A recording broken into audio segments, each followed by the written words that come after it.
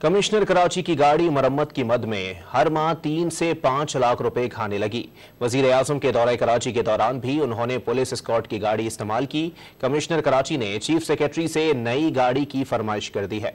मजीद जानते हैं ton news के नुमाइंदे खावर हुसैन से। जी खावर, कमिश्नर कराची खराब गाड़ी पर क्यों इतने पैसे खर्च कर रहे थे?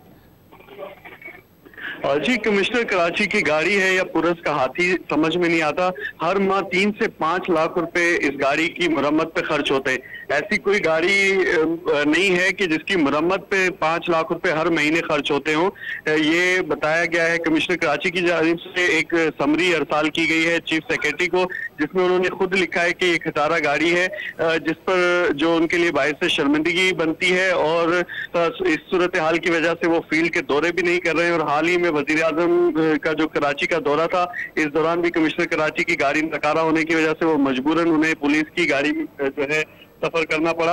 और उन्होंने ये भी कहा कि ये गाड़ी नाकाबिल एतबार है और मानसून की बारिशों में भी काबिल इस्तेमाल नहीं होगी और लंबे रास्ते और हंगामी सूरत हाल में इस्तेमाल नहीं की जा सकती। लिहाजा कमिश्नर कराची ने दरख्वास्त की है कि उन्हें नई गाड़ियों के लिए 2 करोड़ 20 लाख रुपए की जो समरी है वो मंजूर की जाए आइंदा बजट में, ताकि वो नई गाड़ियां खरीद सके। मैं आपको बताऊं कि सिंध हुकूमत ने जो अभी हाल ही में बचत का एक फार्मूला दिया था और जिसमें किफायत शारी की स्कीम अनाउंस की थी, उसमें नई गाड़ियों की खरीदारी पर पाबंदी आयद की थी।